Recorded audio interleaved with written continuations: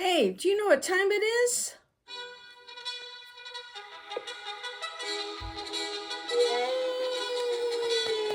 Yay! That's right. It is time for Coach Lyndy's Prodcast, the podcast to get you moving. Hi, I'm Lyndi Hutchinson, a certified life mastery consultant with the Brave Thinking Institute. I teach a reliable, repeatable method for transformation. And it's my honor to be with you for a few minutes where we talk about some inspirational points that inform us and maybe get us moving and whet our appetite for more. Today, our featured book for Smarty Pants is Think and Grow Rich. If you haven't heard of this book, be sure and avail yourself of it. Again, you can find it on YouTube for free to listen to. I got this book, actually says I paid 60 cents for it. It was written and released in 1937. It's touched the lives of millions and millions of people. It was revealed to me just recently, and I didn't appreciate this. I'm not sure who I thought Napoleon Hill was, who is our featured top banana, the author. Apparently, Mr. Hill was less than reputable and had a spotty and questionable reputation. The premise of the book is this, how this book came about. It says, according to the official legend of Napoleon Hill, 1908 was a pivotal year in the best way possible. Years later, Napoleon would claim that it was in 1908 that he met Andrew Carnegie in the millionaire's 64-room mansion in New York.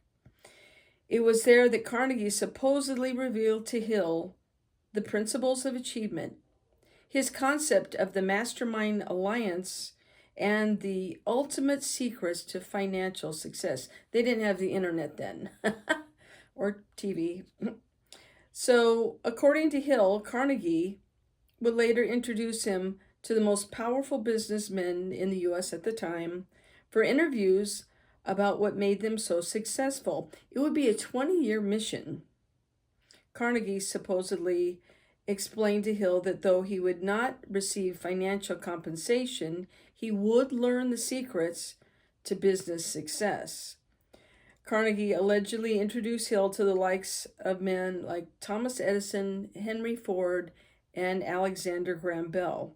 In fact, Hill would claim that Carnegie invited him to stay for an entire weekend to learn at the feet of Carnegie and start Napoleon on his journey. But of course, none of this is true. Between the domestic disputes, divorce, and fraudulent business deals, Hill spent most of 1908 simply trying to evade the authorities. Oops. One of Carnegie's most respected and thorough biographers has found no record that Hill and Carnegie ever met. So, unfortunately, how this book, who this person is, Napoleon Hill, I think of it this way. If you have a garden and it produces beautiful flowers and great vegetables and fruit, you also have to put down a fair amount of manure.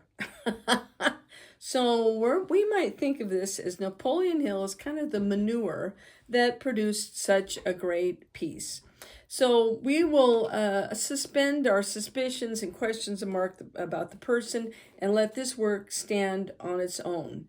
And like I said, millions of people say that their lives have been changed forever by this book, and he wrote other books too, which we'll be covering.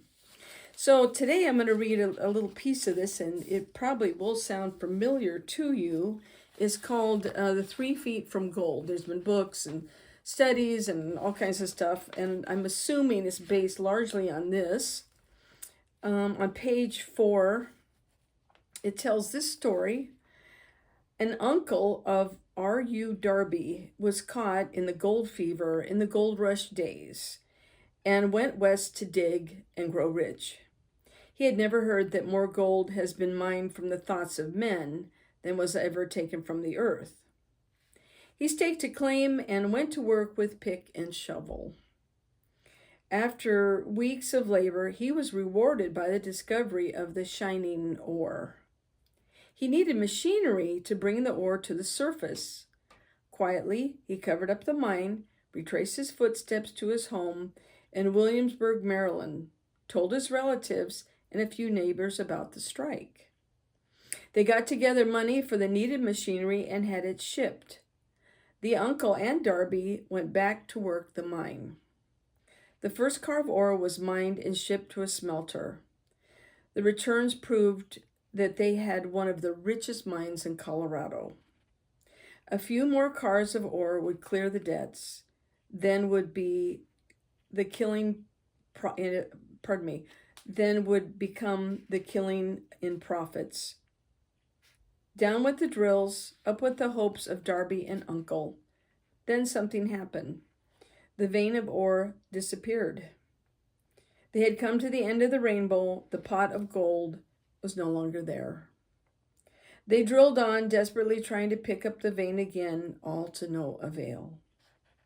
Finally, they decided to quit. They sold the machinery to a junk man for a few $100s and took the train back home. The junk man called in a mining engineer to look at the mine and do a little calculating. The engineer advised that the project had failed because the owners were not familiar with fault lines. His calculations showed that the vein would have been found just 3 feet from where the Darbys had stopped drilling. That is exactly where it was found. The junk man took millions of dollars in ore from the mine because he knew enough to seek expert counsel before giving up.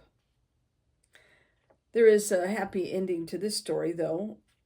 Long afterward, Mr. Darby recouped his loss many times over when he made the discovery that desire can be transmuted into gold.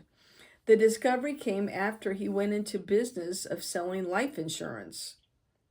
Remembering that he lost a huge fortune because he stopped 3 feet from gold, Darby profited by the experience in his chosen work, by the simple method of saying to himself, I stopped 3 feet from gold, but I never stop because men say no when I ask them to buy insurance.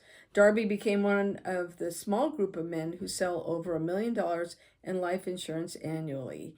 He owed his stickability to the lesson he learned from his quit ability in the gold mining business. Before success comes to any man or woman's life, he is sure to meet with much temporary defeat and perhaps some failure. When defeat overtakes a person, the easiest and most logical thing to do is quit, and that is exactly what most people do. So, our power word for the week is stickability. We're going to stick to what our dreams are. Our train your brain thought for the week is stay the course, you'll get there. And in conclusion, our Hey That's Funny from the Hey That's Funny file. Even if you are on the right track, you will get run over if you just sit there. That is from Will Rogers. So, my friends, let's get on with the week. We'll build our dreams and create a life that we love. We will see you next week here on Coach Lyndy's Prodcast. Have a great week.